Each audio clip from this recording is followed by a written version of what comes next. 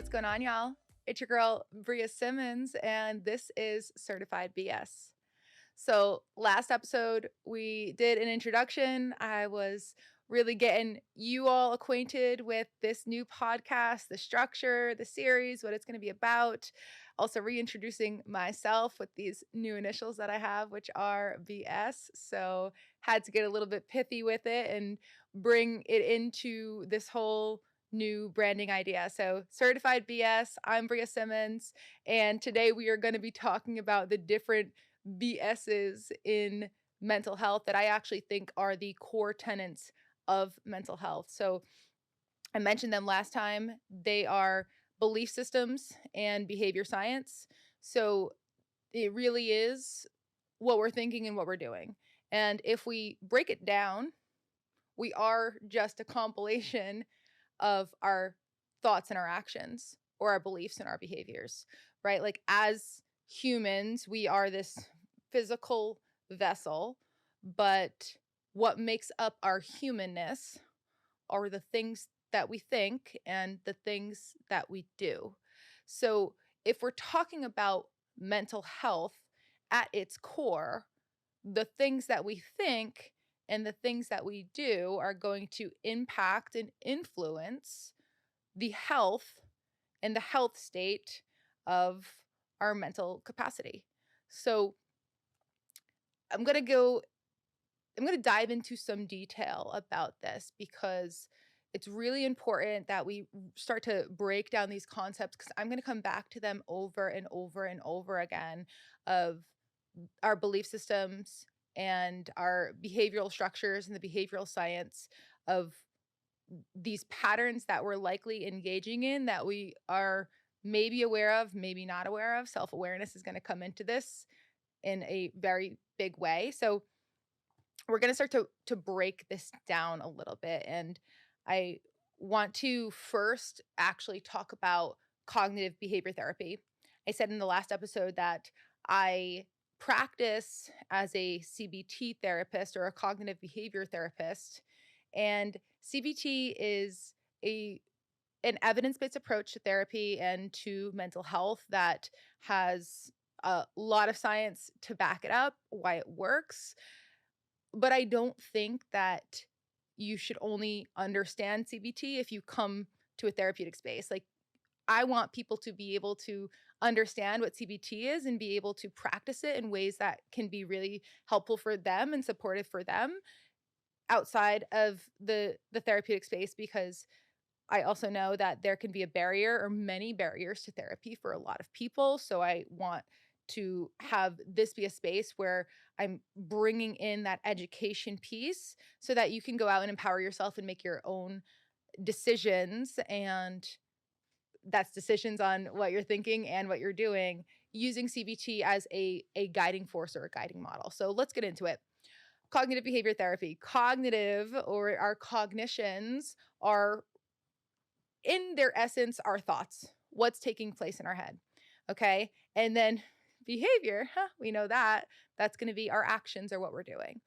There is another piece, though it's not in the title of CBT, which would be our emotions and our sensations. So the very basic principle of CBT, I want you to think of a triangle. Okay. So we have this triangle, and all 3 points, there is going to be one of these 3 concepts. Okay. So on one point here, we're going to have our thoughts and our beliefs. Okay. We're going to, for purposes of understanding the CBT triangle, we're going to bring thoughts and beliefs together. Okay. So we have our thoughts and our beliefs at one point. At another point in the triangle, we have our emotions and our feelings. And we're, for, again, purposes of this very basic breakdown of the CBT triangle, we're going to put sensations there as well. So emotions, feelings, sensations. Okay, so we have point 1, thoughts and beliefs. Point 2, emotions, feelings, sensations. And sensations, when I say that, that can be things that you feel in your body, right? So you get that quote unquote pit in your stomach, or your heart starts racing, or you are you get the goosebumps where the hair raises on the back of your neck, or something like that. Okay, those are sensations.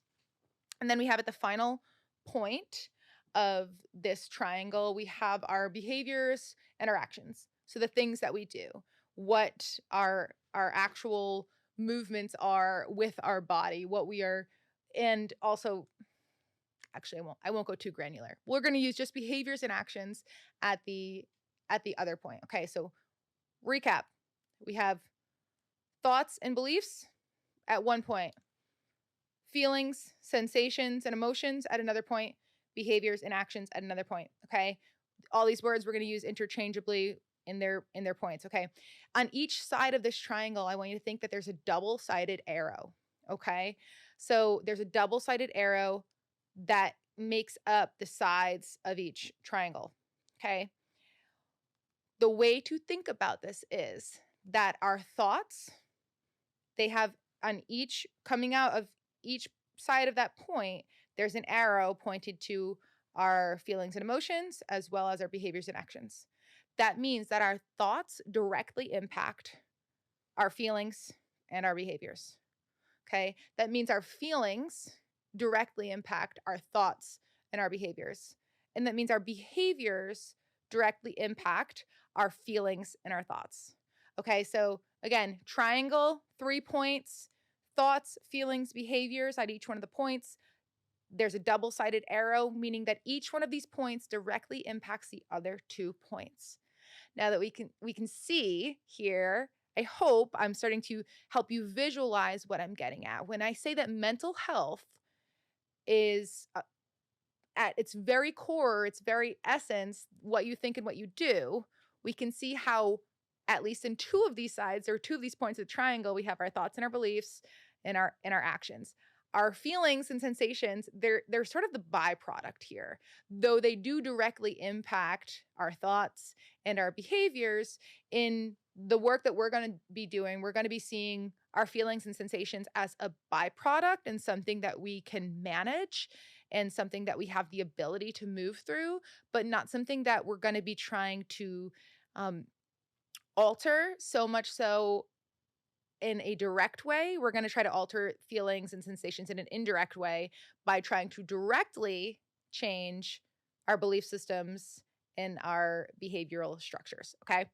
So that's CBT, thoughts, feelings, behaviors, all connected. Okay.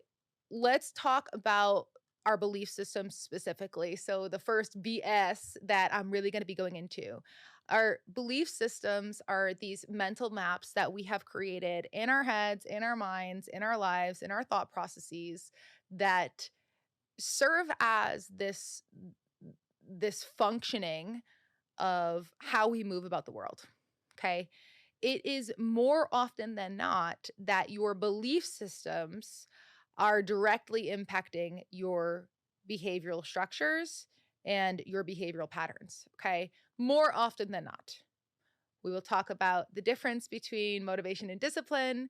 Those of us who are very disciplined might be on the opposite side, where they might have behaviors that are impacting their thoughts and their emotions. We want to get there, but we're not there yet. Okay, belief systems, mental maps. How do we create these mental maps? Well, we are mental mapping from the very moment we enter this world, from children. So we build mental maps from the families that we grew up in, the systems that we are a part of, the school systems, the teachers, the adults in our life, the modeling, the experiences that we've had, the relationships that we've had, the jobs that we've held, the interactions, the breakfast that we had. Okay. We are building our belief systems and our mental maps from the very moment we enter this world up until the very moment that you're in right now. Okay. We are constantly building and refining these belief systems.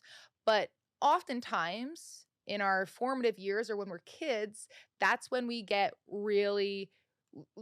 belief systems really start to form, like the structure or the foundation of beliefs that we have. Okay. When we think about belief systems and how they can function within us, unfortunately, oftentimes we can have belief systems that, I say unfortunately, I don't mean that this is unfortunate that our belief systems do this, but they serve to protect us. Okay. which is very fortunate for us, but they don't protect us in the way that we often need. Okay. Many of you have likely heard of fight or flight. We have this ancient brain. We think about like ancestors way back when they would go into fight or flight when they were truly in danger for their lives and they had to run because they were going to be prey, right? There might have been a predator after them, and fight or flight, or this anxious response that we might have, went into effect when their life was actually in danger. Okay, so then a belief system was likely built out of that um I want to survive, I want to protect myself from danger, so I am going to try to stay out of harm's way, away from the lion's den, quite literally, which was great back then. That's how belief systems were being built for survival. However, we still have that ancient brain, just with a lot of layers of brain that have built on top of it. And we are no longer typically in danger day to day today, though I say typically, that's not always. And I know that there are some people who are in danger, and that's a different story. That's an aside here. But typically, our belief systems at this point are keeping us away from discomfort. And there's a big difference between danger and discomfort. I talked about this last time in the opening of the podcast, that I was in discomfort starting this podcast again because I had not done it in about a year's time. I wasn't exactly sure what the structure was. I didn't have all the pieces together. I was not sure how people were going to perceive it. I wasn't sure if the title was right or the layout was right, or all of these things that made me uncomfortable. Okay. I was not in danger to start this podcast, but it took me a very long time to get here because I was in discomfort to start this podcast. Okay. So our belief systems can work against us because they are they are telling us we're in danger when we're actually in discomfort. Okay. So we have to be able to understand that about our belief systems in order to know how it's going to affect our mental health. You are capable of discomfort. I am capable of discomfort. We just don't like discomfort, which is why I said emotions will be a byproduct, okay? Because we have to be able to tolerate the itchiness and the uncomfortableness of what emotions might come out of the new beliefs and the new behaviors that we're going to engage in. All right. That's what I'm going to say about belief systems right now. But I'm actually going to bring in one more piece that is really important to bring in here, which is if you think you can, you're right. And if you think you can't, you're right. I wish I knew who quoted this. And if you know, please comment on this podcast and let everyone know. I will try to find who said it, but it is truly my favorite quote in the world because it is so accurate and spot on. If you think you can, you're right. If you think you can't, you're right. So we are truly able to move forward or not move forward based on the deeply ingrained beliefs that we have. Okay. So we need to start getting you to think that you can so that we can then get you there. Okay. There's this piece about consciousness and about getting conscious to our thoughts and our beliefs that's going to build self-awareness, that's going to help us change our thoughts, our thought patterns, and our belief systems. Okay. But I'm going to make a switch here to our behavioral systems and our behavioral structures and really behavioral science as a whole. Okay. The other BS. Okay. Mental health is behavioral health. Point blank, period. What you do is directly related, as we said, actions and behaviors are directly related to our thoughts and beliefs. Okay. So what you do is going to be directly related to how your mental health is on a whole. So what you do is directly impacts how you think. Okay. Mental health is behavioral health. So we know that moving our body has a direct impact on how we feel about ourselves. We know that it has a direct impact in the very moment, and we know it has a direct impact in the long term. Okay. So when people come in to the therapeutic space and they're like, just give me the tools, I always say, you could just read a book if you want. I mean, we can this is simple, right? Mental health is behavioral health. So there's, I can tell you all the behaviors that you should be doing right now that are going to help to increase your mental health, but you probably already know them and there's probably a reason why you're not doing them. So this is going to work in a different way, or therapy works in a different way, because I can't just give you the tools. The tools are simple, and I'm just going to ramble off a few, which I know you know. I know that they've probably been told to you 1,000 times. You can move your body, you can meditate, you can journal, you can eat better, you can get better sleep, which is like the foundation of all of this. Like there are all these behaviors that you've already heard of. You can engage in social relationships that are helpful for you.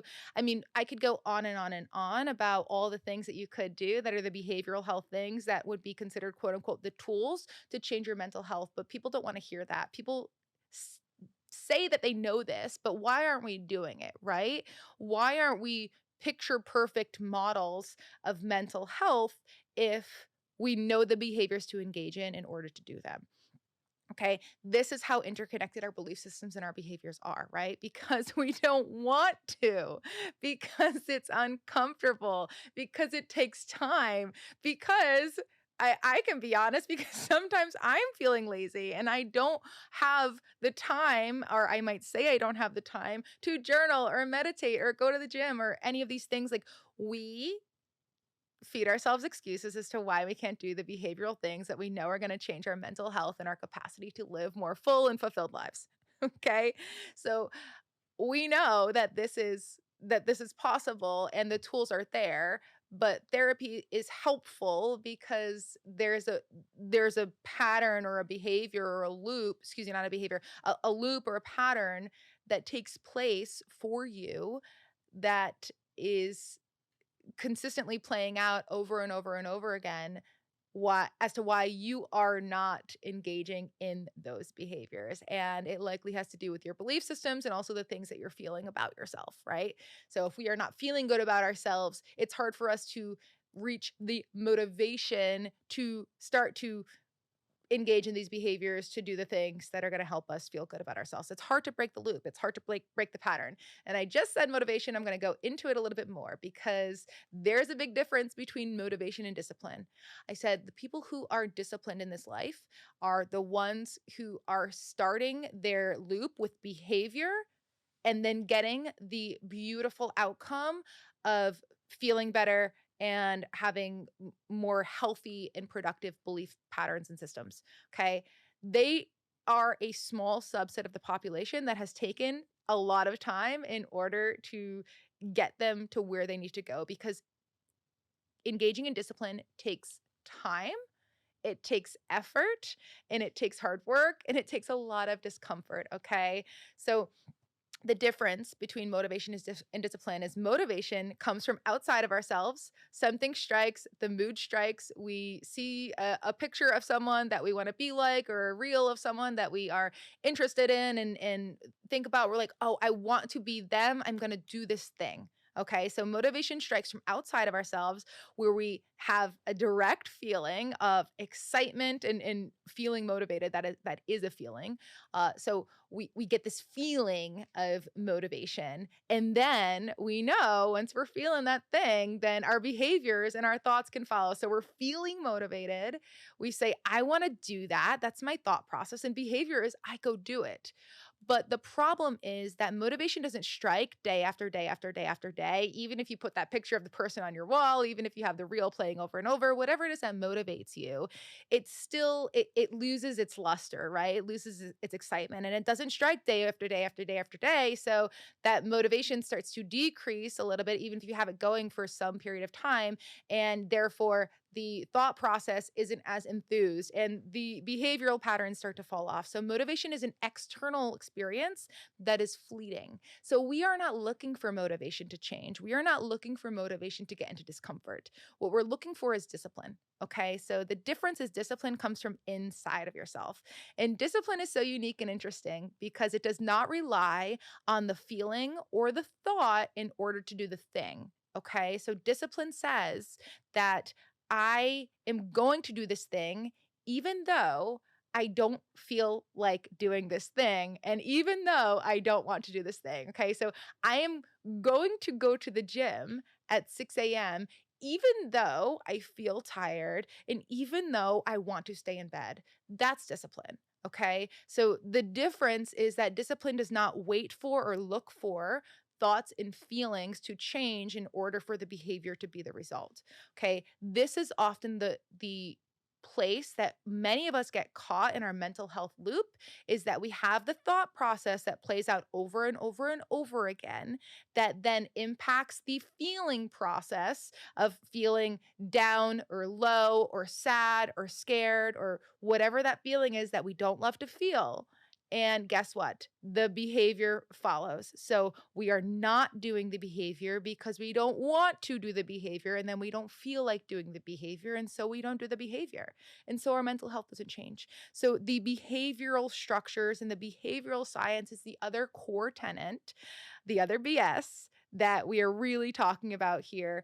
I'm going to pause that one there as well so that we can kind of wrap this segment up, because we're going to talk a lot more about it. But this is just the basics, right? We have belief systems, we have behavioral structures. Okay. The two major BSs that I think are making up mental health and whether or not we are feeling mentally healthy. And I said we're trying to make mental health sexy. So this episode might not be so sexy. This episode is, we're breaking it down to the foundation, to the core, to the basics. We're going to get a lot more exciting, but you need to know this. Okay. So in order to change how we're feeling about ourselves, how we're feeling about who we are in this world, we need to change our beliefs and thoughts. We need to change our behaviors and actions. Okay. I am going to transition here. We're going to wrap it up. I'm going to remind you that you can find me at on social media and everywhere else now at the Bria Simmons. It used to be Bria Undeniably. It's now the Bria Simmons. Okay, so we have rebranded. That's where you're going to find me. You can listen to this on all major streaming platforms, or you can watch it on YouTube. I recommend watching on YouTube. It's a little bit more engaging, a little bit more exciting, but do what you want to do. If you want to connect, if you want to collaborate in any way, if you have questions, if you have podcasts that you want to listen to, or you have an idea for the podcast for me to bring in, or questions about mental health that you really want answered, I'm going to do a mix of it all, right? We haven't figured out the structure yet, and I'm okay with that. I'm okay with that discomfort. You can reach out to connect@briasimmons.com. That's where you'll be able to reach me and my team directly. I thank you all so much for listening to this episode 2 of Certified BS. I am going to sign out. I still haven't figured out my end tagline, so we're going to use my old one, let this be the moment, and I'll see you next time.